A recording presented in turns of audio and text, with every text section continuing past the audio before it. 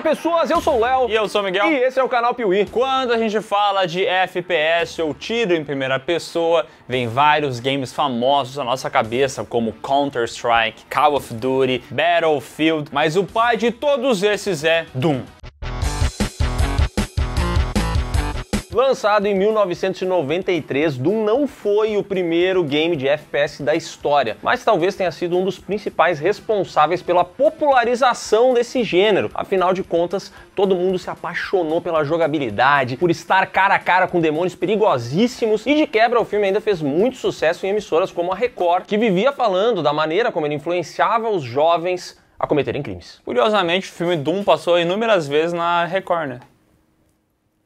Hipocrisia. Se chama Doom Number 2. O diabo não está brincando contigo! Como tudo que faz sucesso e traumatiza mães acaba despertando o interesse de Hollywood, Doom saiu dos games e foi pro cinema. E hoje a gente vai falar justamente sobre os dois filmes dessa saga. Talvez você nem saiba, mas existe sim um segundo filme e a gente vai trazer aqui o enredo desses longas, algumas curiosidades e obviamente a nossa opinião sobre tudo isso. Então apague as luzes do seu quarto e pegue um crucifixo porque tá começando a saga Doom no canal Piuí. E dê um tiro em primeira pessoa no botão do like agora mesmo, por favor. Ou você vai parar no inferno.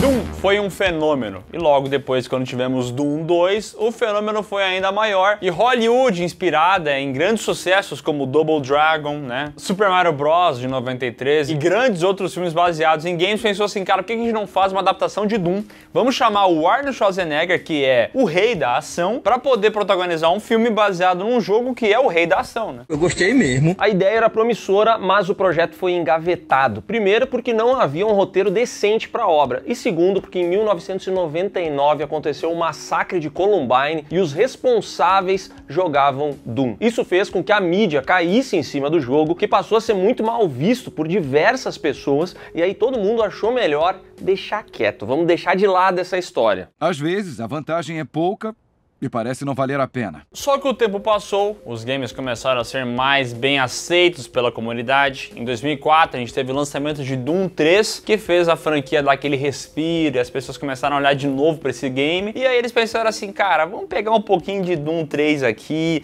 um pouco da importância desse game para todo o universo e tudo mais, e vão adaptar. E assim nasceu Doom, A Porta do Inferno. O filme que não tem inferno, né? Pois é. Doom, A Porta do Inferno. Lançado em 2005 com direção de Andrzej Batrowiak, de Romeu Tem Que Morrer. Tá ruim o teu russo, hein? É polonês isso aqui. Droga! Quem são esses dois idiotas? E roteiro de David Callahan de Aranha Verso 2 e Wesley Strick de Cabo do Medo, Doom, A Porta do Inferno. Inicia com uma narração falando sobre a tal Arca, um portal que leva até Marte. E isso foi descoberto em 2026, daqui a pouco tá chegando. É verdade. E ninguém sabe quem deixou aquele portal ali, mas ele existe e ele é funcional. 20 anos depois, ainda tentamos entender por que ele foi construído e o que aconteceu com a população que o construiu. O filme dá um salto, então, de 20 anos. A gente vai parar em 2046, onde a gente conhece um laboratório num planeta Marte já colonizado. E ali vemos o Dr. Carmack passando por uma situação complicadíssima. Carmack, em homenagem ao criador do game, John Carmack. Bom, acontece que um monstro apareceu nesse laboratório, tá caçando todo mundo, começou a matar uma galera. O Dr. Carmack percebe que vai dar merda, corre ativar a quarentena, inclusive deixa uma pobre coitada cientista pra trás no meio disso tudo, mas ele vai lá, dá um jeito de acionar isso, e no fim dessa cena a gente vê que mesmo com as portas fechadas, mesmo com ele supostamente protegido, o monstro destrói tudo e a cena corta sem que a gente saiba o que aconteceu. Na Terra, o Sarge, interpretado por The Rock, que é o irmão do Dwayne Johnson, reúne 7 fuzileiros a pedido do doutor para poder investigar o que aconteceu, ver o que rolou nessa base de pesquisas. E assim a gente vai ter essa porrada de personagens, o Duke, o Gold, o Mac, o Kid, o Destroyer, Portman e John Reaper, interpretado pelo Karl Urban. E uma das primeiras perguntas que eu faço é, por que tanta gente assim? Porque a turma vai ter que morrer. Essa galera entra no teletransporte, vai até Marte, lá eles já são recebidos pelo tal do Pink, um cidadão que teve o seu traseiro arrancado fora. Pelos cérebros. Como assim? Pink, o cérebro. Ah. Cadê? Não foi, não. Cérebro, o que você quer fazer esta noite? A mesma coisa que fazemos todas as noites, Pink. Tentar conquistar o mundo. Bom, o Pink perdeu a parte de baixo do corpo porque ele usou umas primeiras versões da arca de teletransporte e tudo mais, então agora ele usa umas rodinhas, que é pra no final do filme ele se transformar num monstro que é igual dos games. Olha aí! O Pink leva o grupo até a doutora Sam, que veja só, é a irmã do John Reaper, o personagem do Karl Urban. E ela comenta que esse pessoal está analisando alguns fósseis, porque eles começaram a investigar e descobriram alguns casos de pessoas que tiveram um 24º cromossomo, ou seja, um cromossomo a mais do que todos nós temos, e isso fez com que essas pessoas tivessem superpoderes. E aí essa base faz justamente o estudo para tentar entender como isso acontecia. E no meio desses estudos, algo deu errado e um monstro apareceu. Receberam alguma informação por ele? Ó, o pau quebrado, eita boa! O grupo então faz o quê? Se divide, é óbvio, e começa a investigar vários cantos dessa estação de pesquisa, e o Portman e o Kid acabam encontrando uma cientista infectada. Uma cientista infectada pelada. Isso se você viu a versão estendida, né? Porque quando tava na televisão lá, não tinha essa nudez não, tá? Mas você é safado, né? Já o resto encontra o Dr. Carmack, e ele também está infectado. Porém, está vestido. Que curioso! Por quê? Por que será? História em game é que nem história em filme pornô. Você espera que ela esteja lá, mas não é por causa disso que você está jogando ou assistindo o filme. Essa é uma frase do John Carmack que explica muito sobre Doom, né? Um game que até pode ter uma lore, pode ter uma explicação sobre o que está acontecendo, mas o que realmente importa é a gameplay, né? Eu quero matá-los! Isso é verdade, e as pessoas jogam Doom realmente pelo gameplay, não é como um RPG ou como algum outro game onde a história realmente é o que move as pessoas e tudo mais. Porém, mesmo assim, esse filme aqui mudou uma coisa que incomodou muito os fãs da franquia. Isso porque em Doom a gente enfrenta essas criaturas que vêm do inferno, né? A humanidade abre esses portais em Marte e tudo mais, e eles acabam assim, por engano, abrindo uma porteira para o inferno da onde saem demônios reais. E aqui no filme isso foi limado, não existem demônios, e apesar de estar no título A Porta do Inferno, não tem porta nenhuma para o inferno, porque aqui são experimentos envolvendo um cromossomo que acabaram gerando essas criaturas. Fica parecendo muito mais um Resident Evil, até talvez um Alien, o Oitavo Passageiro, mas não tem quase nada de Doom de fato. Demônios realmente que vêm do inferno e começam a matar as pessoas, demônios que jogam bolas de fogo e tudo mais. Então assim, é meio genérico no final das contas, né? É o famoso filme baseado em game que não se baseia muito no game. Aí é foda! Carmack é levado até a Sam, que começa a fazer uma investigação nele pra ver o que rolou e tal. E aí o resto do grupo começa a procurar pra ver se tem mais alguma criatura bizarra solta. E nesse momento eles têm ideias incríveis, como um certo personagem que enfia a cabeça num tubo, num buraco, e ele acaba sendo atacado pelo Twelvos, o macaco do latino. Que nessa época ainda estava vivo, né? Mas logo depois o cara atira no macaco. Então eu inclusive levanto aqui a suspeita de que esse tenha sido o assassino do Twelvos. O que era aquilo? Um macaco. Quem tem bicho de estimação sabe da dor que eu tô passando. O filme meio que tenta se aprofundar nos personagens, então a gente vê aqui o Goat, por exemplo, como ele é chamado, né, que é esse cidadão que ele é religioso. E aí quando ele vê essa coisa toda acontecendo, esse caos, ele fala assim, meu Deus, que horror. E aí ele usou o nome de Deus em vão. Então ele tem que pegar uma faca e cortar uma cruz no próprio corpo. Uau! Idiota!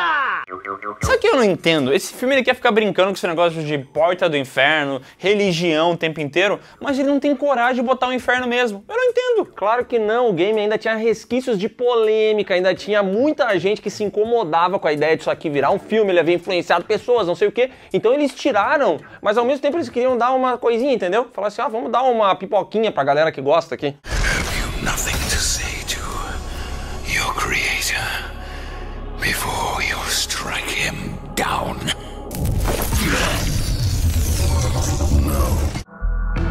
Bom, esse Goat aí que o Léo acabou de citar, ele acaba sendo atacado por uma criatura monstruosa e o Goat morre.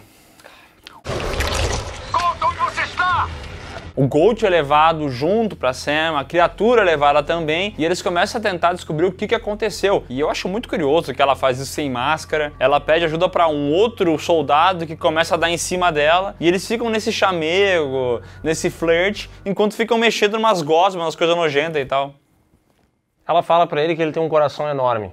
E ele responde que não é só o coração. Eu aposto, Doug, que você tem um grande coração. Ah, é? Essa não é a única coisa que eu tenho grande, viu? Mas que porra é essa, hein?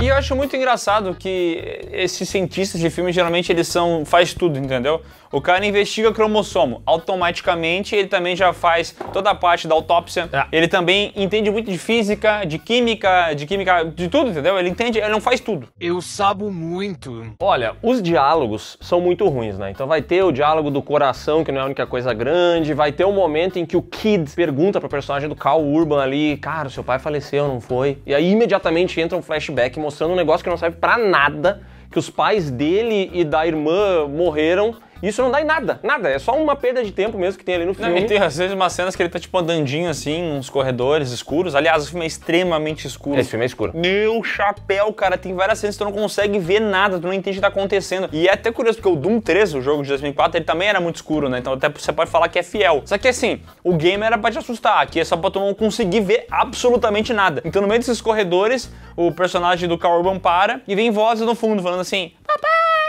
Ah, papai! Que isso?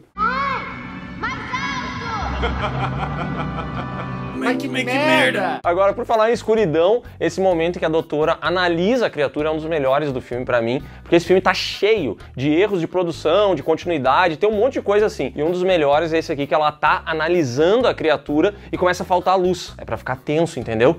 Só que aí se você olhar bem no cantinho da tela, você vai ver a mão do cara da produção desligando o interruptor, cara. Pra mim isso aqui é uma trufa.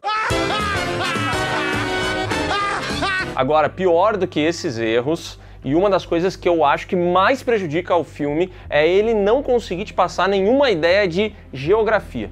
Porque supostamente essa base é imensa, tanto que eles se dividem e vai um cara ver a sala de armas, outro cara vai ver onde os cientistas trabalham e tudo mais. Irmão, é tudo igual. É tudo uns corredores igual. Não, e tanto é que quando eles estão na base de Marte, daí eles vão pra base da Terra, tu nem sabe. Tu não faz ideia do que tá acontecendo, porque o filme não consegue te passar isso. E é o que rola aqui, né? Porque eles percebem com a morte do Gold que o buraco é mais embaixo. Então eles tiram todo mundo que tava na base, evacuam a base de uma vez por todas e mandam essa galera pra Terra. E aí vai começar esse transporte de Terra a Marte e tu não faz ideia de onde essa galera tá, porque é tudo igual. As fotos são idênticas. E como esse filme se passa no futuro, ele tá lotado de tecnologias muito interessantes. Como a gente falou, tem a tecnologia ARCA, né, do teletransporte. Tem também a nanoparede, que é um conceito muito interessante que deixa a parede molenga.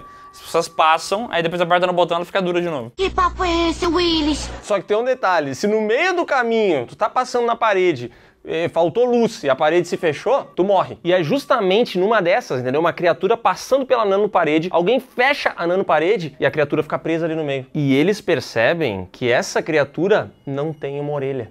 E o Dr. Carmack havia perdido uma orelha, ele havia arrancado a própria orelha. Então, nesse momento, a Sam e a galera percebem que aquela criatura, na verdade, é o Dr. Carmack transformado. É uma coisa que já estava meio óbvia, né? Pra gente estar vendo no filme que os cientistas estavam se transformando em alguma coisa. Mas o pessoal não tinha entendido isso ainda. Agora eles entenderam. Então o que é? Aquilo ali? Deve ser alguma mutação genética. E aí o pessoal bota a cientista na parede e fala: tu tá escondendo alguma coisa, minha filha. Tu tá sabendo de alguma coisa e não quer contar pra nós. E aí ela fala: é verdade, eu tava com medo de contar, mas toma esse vídeo aqui que explica toda a verdade. Senta que lá vem a história. E aí vem um vídeo de um cientista genérico falando dessa história e depois a doutora Sam vai comentar e a gente vai entender que na verdade eles faziam essa análise tentando pegar esse 24º cromossomo e injetar nas cobaias. Só que em vez das pessoas ficarem super poderosas, elas acabavam se transformando nessas criaturas horrendas. As mutações genéticas começaram a se manifestar visualmente nas extremidades do indivíduo. E aqui tem um conceito bizarríssimo, tá? Bizarríssimo, que é o seguinte. A doutora Sam fala, esse injetável que a gente acabou criando, a gente percebeu que é o seguinte: se ele é injetado numa pessoa que tem tendências malvadas, uma pessoa ruim de coração, ela vai virar um monstro. Mas se a pessoa for boa, tá? A pessoa vai lá, paga seus impostos. Não estaciona em vaga de idoso. Não usa a meia idoso sem ser idoso.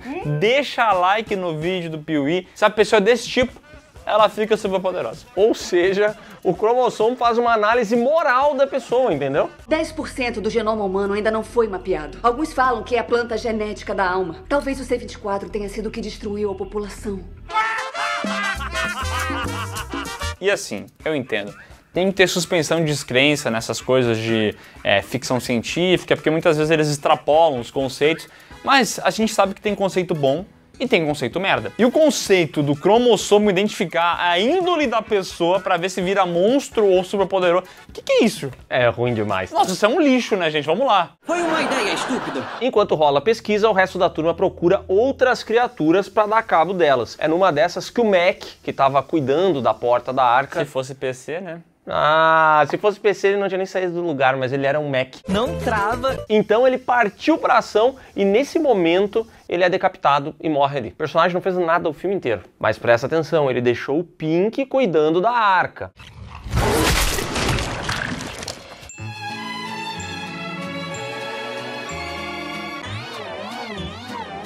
Já o Destroyer se vê contra essa criatura e começa uma batalha a lá God of War, porque ele pega um monitor que estava conectado num cabo e começa a girar esse monitor para atacar a criatura. E tu calcule a força desse homem para ter girado um monitor de tubo aqui assim, ó, cara. I will have my revenge! Também é muito habilidoso, que ele pula de um lado pro outro, ele se pendura das coisas, ele começa a puxar numa corda, só que...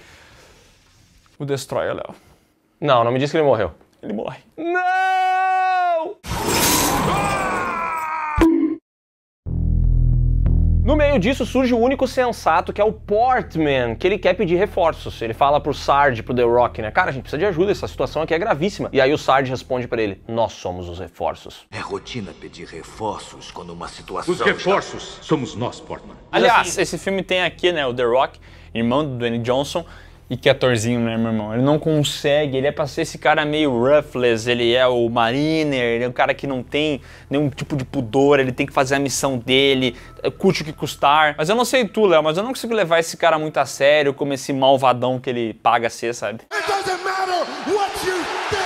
Eu acho que ele não compromete, mas ele também não vai dar um show de atuação, né? Aliás, esse daqui é um dos primeiros papéis da carreira de ator do The Rock, um dos primeiros papéis realmente relevantes dele. Ele faz esse cara que é o líder, que quer resolver a situação e tudo mais, mas que aos poucos vai se demonstrando uma pessoa não muito boa. Onde é que será que isso aqui vai dar, hein? Esse filme é uma mistura de Predador, né? Porque tem esses mariners fortões contra criaturas muito maldosas e que são assassinas, e também tem um quesinho de Resident Evil, o Hóspede Maldito, né? O pessoal começa a descer lá na comédia. Cara, é igual Resident Evil. É igual. É o mesmo filme, cara. O mesmo filme. Visionário. Bom, o fato é que o Portman quer reforços, ninguém chama, ele diz assim, gente, eu vou cagar. E quando ele vai cagar, ele faz que nem você que fica no vaso jogando o joguinho por 2 horas, entendeu? Assistindo Rios. Só que em vez disso ele pede reforços. Ele manda uma mensagenzinha, porque eles estão em 2046, mas o dispositivo é arcaico, parece que é de 1982, entendeu? Mas ele manda a mensagenzinha, sai do banheiro e morre. Porém, a mensagem foi enviada.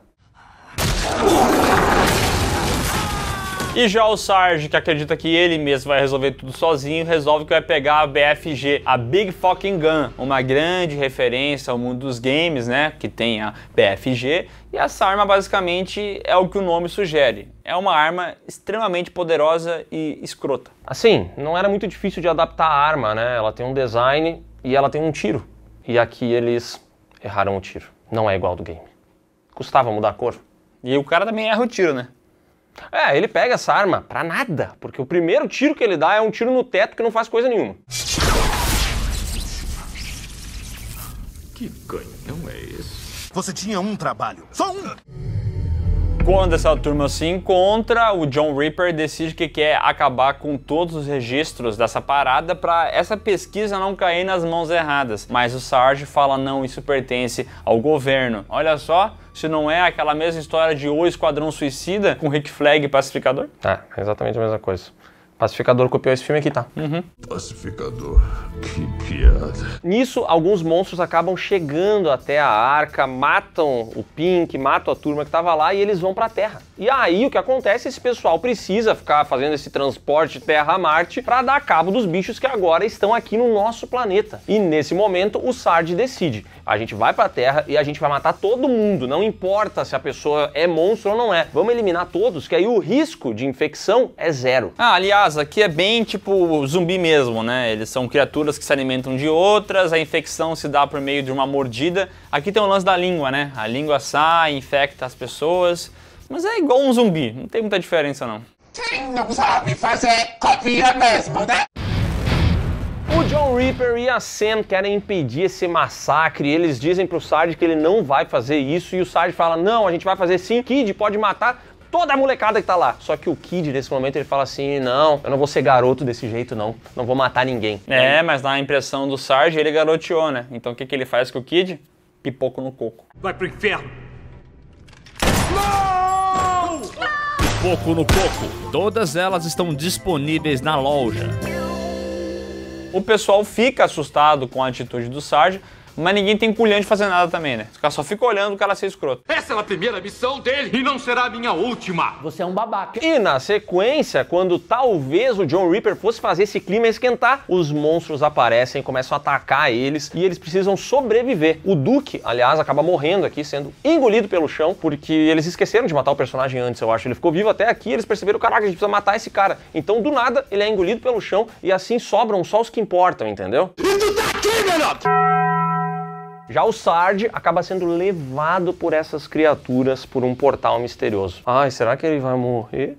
Não. Ai, que preguiça. Mas infelizmente, no meio deles pega pra capar, o nosso querido John Reaper se feriu. Ele tá na pindaíba, ele tá pra morrer. É nesse momento que a irmã dele, a doutora Sam, lembra que ela tem uma injeção que deixa todo mundo melhor ou pior, né? Dependendo de como é que é a índole do portador. Ela pensa assim, eu confio no meu irmão, eu sei que ele tem um sangue bom, que era um guri bom demais. Então quando esse fluido entrar nele, ele vai ficar poderoso e não vai virar um monstro. Você é meu irmão, conheço você. Ele fica relutante, mas, meu irmão, o cara vai morrer, não tem outra escolha. Então ele aceita, a Sam aplica isso nele, esse cidadão apaga e quando ele acorda novamente, acontece a grande cena do filme, porque a câmera entra no olho desse personagem e a perspectiva do filme muda. A gente começa a assistir as coisas a partir da visão do John Reaper, agora com superpoderes. E aí a gente vai ter uma simulação do que é o game, né? A gente vai ter ele segurando a arma, andando pelos corredores e matando várias criaturas em uma cena que levou 14, 15 dias para ser gravada, porque eles queriam que ela parecesse algo contínuo, né? Então a gente vai vendo essa cena e, meu irmão, essa cena é animal.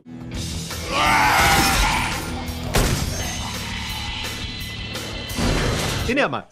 Ela é foda, tá? Ela é muito legal, é um puta de um fanservice. Claro que tem uma questão ou outra, a cena é meio escura, aparece o Pink em certo momento e ele vira um porquinho, porque no Doom 3 tinha essa criatura meio porquinho, só que tipo assim, por que ela tá aqui dessa maneira no filme? Porque ninguém vira esse porquinho, tá ligado? Eles queriam muito introduzir esse bicho nesse filme, muito. Então eles botaram, olha só, eles botaram um personagem que usava uma cadeira de rodas bizarra pra depois ele ser transformado e virar isso. E aí a gente perde um tempão vendo esse Pink e ele não faz nada no filme, cara. Mas é muito maneiro. É, mas ele tá aqui e a cena é muito massa véia, porque o nosso querido Doomguy aqui mata o Pink com a motosserra, tá ligado? Por que tem uma motosserra nesse futuro? Não sei, mas é animal. Todo mundo só lembra dessa cena em todo o filme, ninguém lembra de mais nada, é só dessa cena. E vou dizer, ela é muito boa, justifica. Muito bom. Pra ser sincero, essa cena faz a seguinte coisa com quem tá vendo o filme. O filme inteiro tu tá aqui, ó.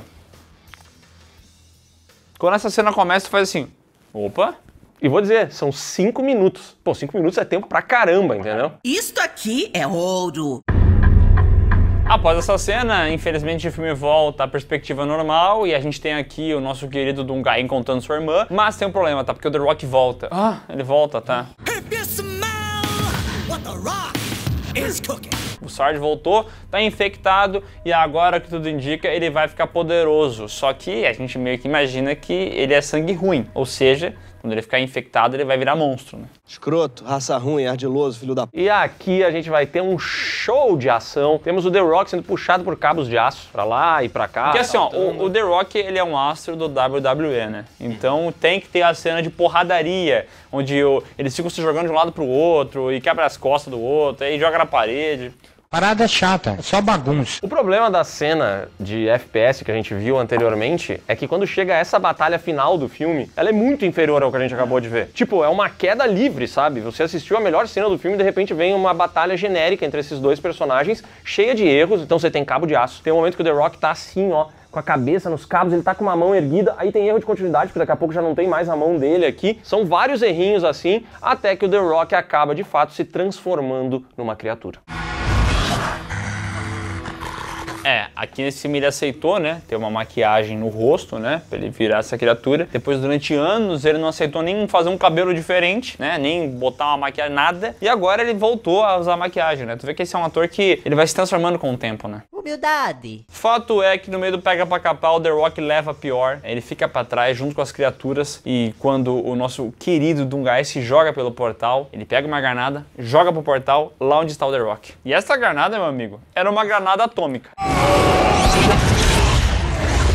Essa é a maior granada já feita pela humanidade. Destruiu tudo! Tudo que tinha em Marte morreu com essa granada. E os dois irmãos, então, voltam à superfície em paz com a missão cumprida. E acaba. E o filme acaba.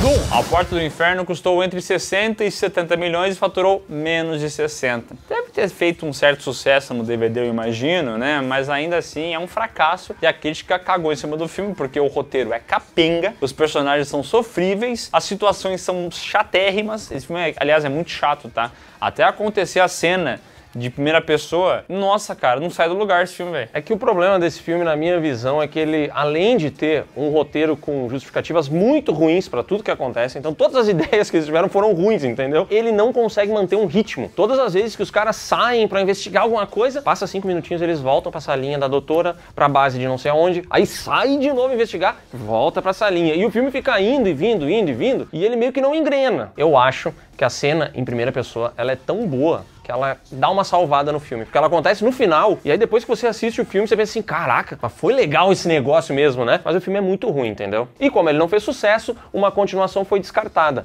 Porém, no ano de 2016, Doom recebeu um reboot nos games também. Bom jogo, tá? Um novo game que fez sucesso, que a galera gostou muito, que deu certo e que aí sim motivou as pessoas a fazerem uma nova adaptação. Ou melhor, um reboot de Doom nos cinemas. E vale ressaltar que o pessoal envolvido na produção do game Doom deixou bem claro em entrevistas, em tweets, em tudo quanto era lugar possível, que eles não estavam envolvidos com nada desse filme.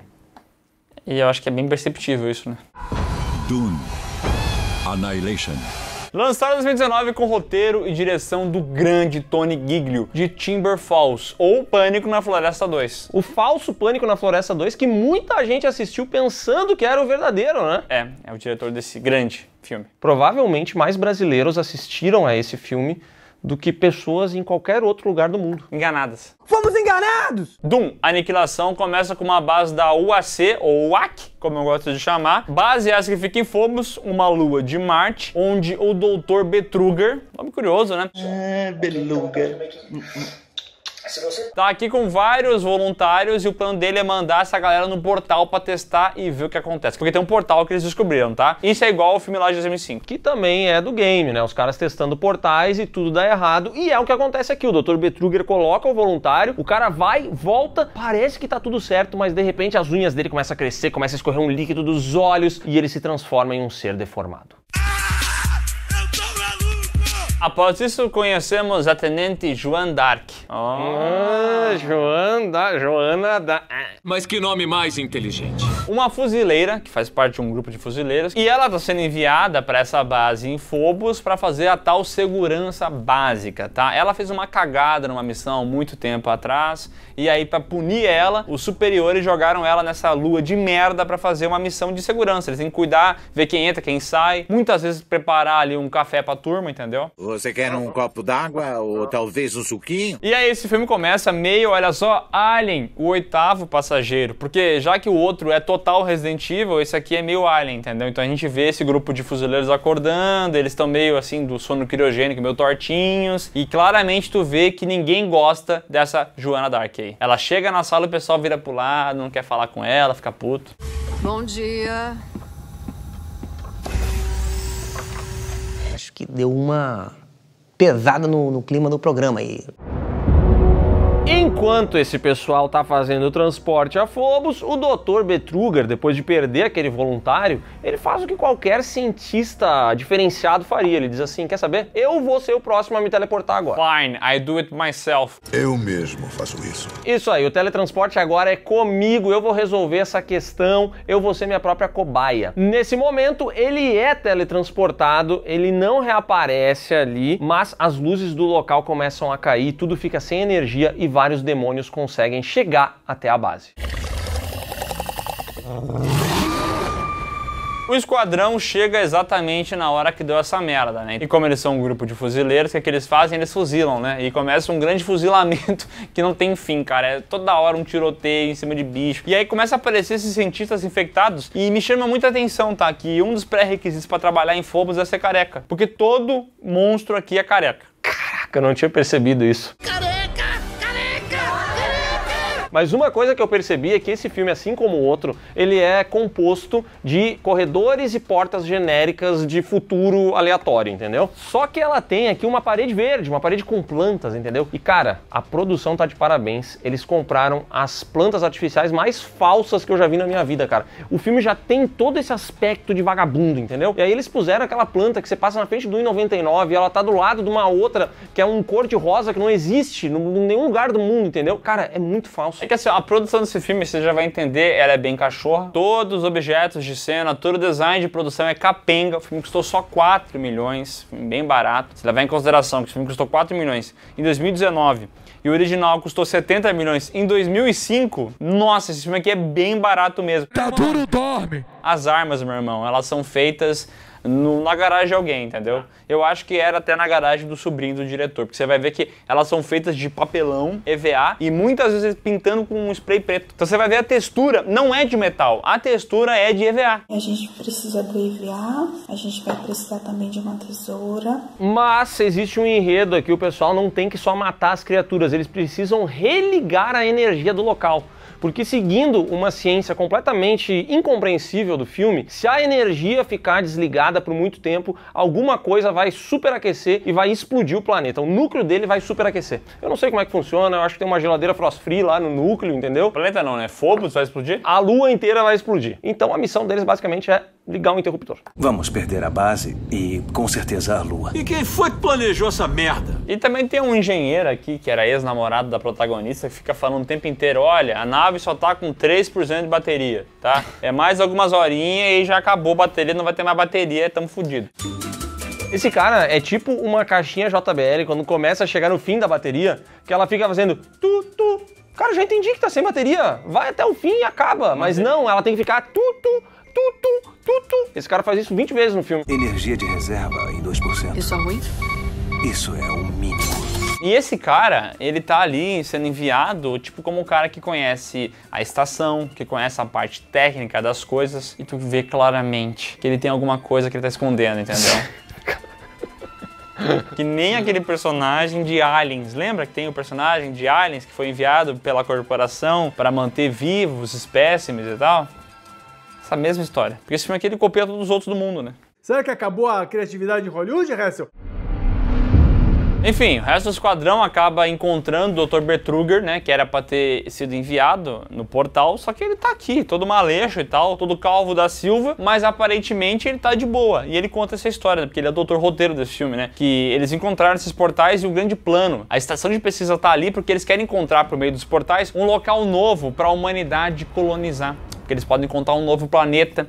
Esses portais, aliás, tudo indica que foram deixados por uma raça alienígena do passado. Então os seres humanos têm que seguir esse caminho, entendeu? Esse negócio de uma raça alienígena que deixou alguns ensinamentos para os humanos, ou não é Prometheus? Isso é brincadeira, não é? Infelizmente é. E agora eles suspeitam, né, que essas criaturas sejam esses seres alienígenas vindo e blá blá blá. A Joanne Dark ouve todo esse papinho, mas ela não quer nem saber disso, entendeu? O doutor, ele fica ali, isso aqui é muito importante, isso aqui pode mudar a humanidade, entendeu? Ele quer preservar e estudar o que tá acontecendo. Mas ela quer ir embora, então ela pega esse doutor, leva ele de arrasto pra nave e diz assim, agora já era, a gente vai vazar daqui. O problema é que a nave é comandada por uma inteligência artificial, tem ali, né, um assistente, uma Alexa, que por alguma razão abriu as porteiras e deixou as criaturas entrarem. Então quando essa galera volta pra nave, eles são atacados, inclusive morre uma galera lá dentro.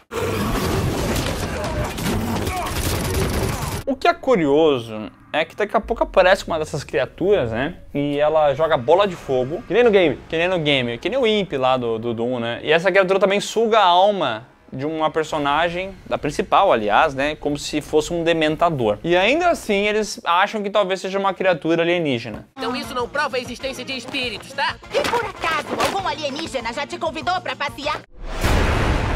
Vendo que tá tudo uma droga ali dentro da nave, essa mulher pensa, bom, então eu vou voltar pra base, vou ligar a energia, o interruptor aquele, pra poder chamar reforços. Ela vai até lá, tem que enfrentar esses monstros, tem a sua alma sugada pelo Nomútil, porque o demônio fica sugando a alma dela por uns 7 segundos, mas eu acho que ele precisava de 10, entendeu? Ele não conseguiu completar o download que ele tava fazendo de almas, parou no meio. Quem faz isso, quem para esse bicho, é um ex-soldado que agora é padre. Ah, tem mais esse personagem. Cara, esse filme ele tem uma subtrama de que a Joan d'Arc perdeu a fé porque a mãe dela morreu. E esse filme menciona, ele tem a cachorragem de mencionar isso umas 3 vezes, a mulher falando, ai, minha mãe, aí às vezes ela tem visões da mãe, que nem tinha no primeiro Doom, aquelas visões inúteis. Aqui também tem. E no meio disso tudo aparece um padre, um ex-fuzileiro que agora virou padre, pastor, e ele tá ali pra dar um conselho pra ela, tipo assim, cara, você precisa acreditar. Ele que salva a vida dela, aliás. E depois ele morre. Morreu. E esse filme tem um roteiro que, assim, cara, ele é um queijo suíço. Tu fica tentando entender por que tem tanto buraco. Quem é que tá controlando a nave? Beleza, a IA, mas a IA tá sendo controlada por quem? Por que ela não deixa ninguém sair? O filme não fala, tu não sabe? Eu sei lá, porra. Como é que o Dr. Betruger, que fez o teletransporte, de repente ele voltou e ele tá no meio da nave e encontram ele? O que aconteceu? Por que o teletransporte não fez com ele a mesma coisa que fez com os outros? O que tá rolando? Você não tem como saber. A única coisa que você pode pegar aqui são mais referências aos games. Então você vai ter a criatura jogando uma bola de fogo, você vai ter a BFG, né, a Big Fucking Gun, claramente de EVA, impressionante o quão ruim é a execução dessa arma. E a nossa querida Joana d'Arc aqui, a Ellen Ripley da Shopee, ela não consegue imprimir na sua atuação que essa arma é pesada. Não. Então ela leva essa arma pra cima e pra baixo. Como ela é de EVA e isopor, ela é muito leve. Então ela fica assim, ó, com essa arma gigantesca. Tu fala assim, cara, tá errado isso aqui, né? Mas pelo menos agora o tiro é igual ao do game. Referência!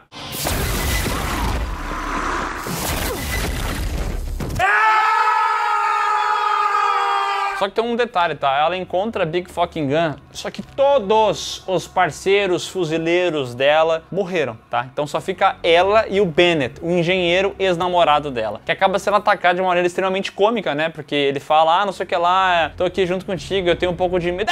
E ele é atacado no elevador e acaba sendo capturado pelas criaturas. E aí a nossa Joana d'Arc fica sozinha. Que nem a Ellen Ripley. Sim. Mas ainda tenho medo de elevadores. Opa!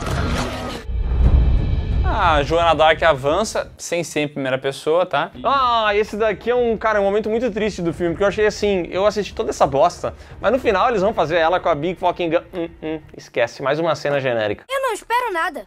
E eu me decepciono. E ela acaba encontrando o Dr. Betruger, né? Que se demonstra um grande inimigo. Quem imaginou, né? Que ele é o grande filho da p da história. Inclusive, ele fala, olha, o teu namoradinho, o Bennett, aí ó, tá infectado já. E ele aparece demônio pra cima dela. E ela é obrigada a matar o ex-namorado. E esse momento me tocou o coração. Eu me coloquei na pele da personagem, sabe? Sim. Eu teria me colocado mais se a cena fosse em primeira pessoa, sabe? Mas sim. Aí não deu. Perdoa, Bennett.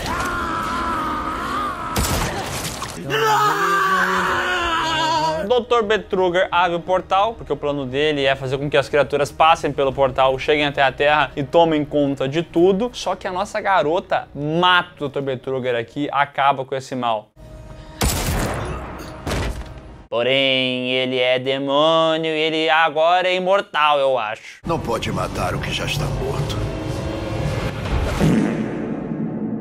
Ele suga ela pra dentro desse portal, a Joana entra e lá ela vai conhecer esse grande demônio, Staga, que é o chefe final aqui, entendeu? Inclusive, só um detalhe, tá? O Dr. Petruger, enquanto digita as coisas pra ver o portal, ele fala na língua do Charabás. Lembra aquele cara que foi preso e falava em Charabás? Sim. Ele fala aqui. É bem legal, cara, é muito da hora. É uma puta de uma referência ao meme brasileiro. O que você disse? Não falei com você. E eu gosto muito que, por falar, né, em o que falam ou não, quando ela entra no portal, esse demônio gigantesco se aproxima dela e fala todas as frases genéricas que um vilão de filme pode falar. E eu vou falar na língua do demônio e o Léo vai traduzir depois, tá? Os humanos são patéticos! Churubalim, churubalá, xarabacanta. Nós queremos a dominação mundial! Xerim, xerion, xerum, xagarai. Vamos acabar com vocês! Cara, é desse nível mesmo. Esse daí trema o inferno inteiro quando o cara machuca o carabaço. E aí, meu irmão? O plot device aparece aqui, entendeu? Lembra que ela tinha um passado com a mãe dela, ela perdeu a fé. Nesse momento, flashbacks da mãe. Ela tá no inferno, aliás. Isso aqui a gente não falou, tá? Porque ela não tá num planeta aleatório, ela tá no inferno. Então esse filme aqui respeita a Lorde Doom, ela tá no inferno. Só que ela lembra da mãe incentivando ela a ter fé, e aí ela decide que vai parar esse mal. Tenha fé em Deus, tenha fé na vida. Cara, e os diálogos são muito ruins, né? Porque a mãe dela falou pra ela, tipo assim, minha filha, um dia você estará sozinha, não fique sozinha, pegue seu crucifixo e lembre da mãe. E aí ela tá sozinha com o crucifixo e ela lembra da mãe. Nossa, é muito ruim, cara. Ela faz isso, lembra da mamãe dela, ela pega a Big Fucking Gun de EVA e ela dá um Big Fucking tiro de CGI que mata o grande demônio em um tiro, cara.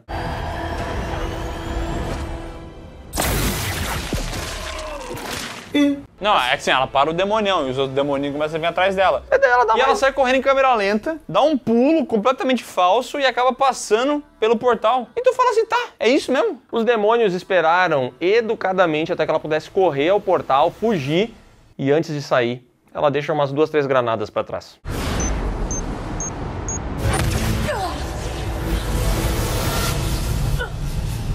Porcaria.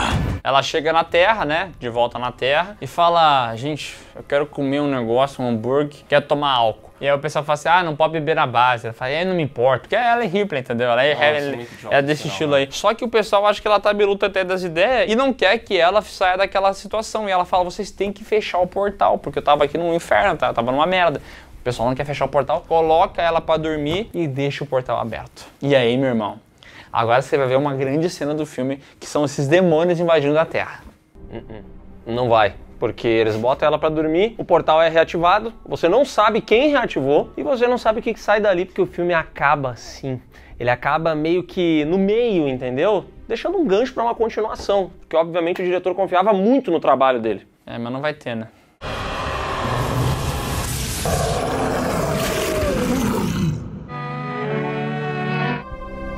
Doom, Aniquilação custou 4 milhões, um orçamento bem baixo para um filme que vai ter viagem no espaço, outro planeta, um inferno sendo recriado, criaturas em CGI.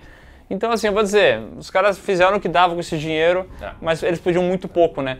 Mas o que eles compraram de EVA pra fazer esse filme, rapaz, teve uma livraria lá da cidade, ficou faceira. Eles incentivaram muito as gráficas, né, da região, isso eu não tenho o que dizer, né? Apoie o negócio local. Mas o fato é que eles só faturaram 100 milhões de dólares. Opa, foi bom! Vamos ficar ricos! Não, desculpa, 100 mil dólares. Oh, aí foi ruim, hein? As críticas foram negativas com esse filme aqui.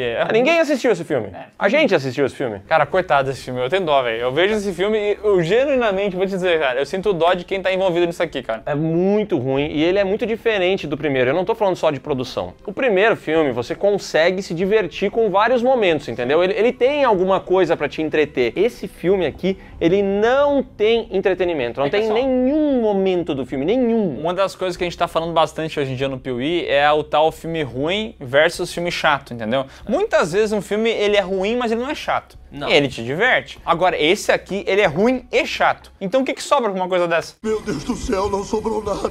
Cara, é muito chato, termina muito... Começa mal, termina pior ainda. Esse aqui um dia ele vai entrar pra uma lista de filmes ruins com finais piores ainda, porque é horroroso e é uma tristeza, né? Ele termina no meio do nada e, obviamente, ele enterrou a possibilidade de Doom ter alguma nova adaptação, o que, honestamente, do fundo do meu coração, tá ok. Cara, tá justo, tá justo. Eu vou ser bem sincero, tá? Fãs de Doom, fãs de Doom que estão assistindo isso aqui, não tem por que fazer adaptação disso aqui, cara. Que nem a gente comentou antes, Doom tem uma lore? Tem. Ela é muito interessante? Não acho. Mas se você gosta da lore, vai jogar o joguinho, porque no final das contas o que importa em Doom é o gameplay. Aqui você não tem isso. Então, o que sobra? É uma cena do primeiro filme em primeira pessoa. É só.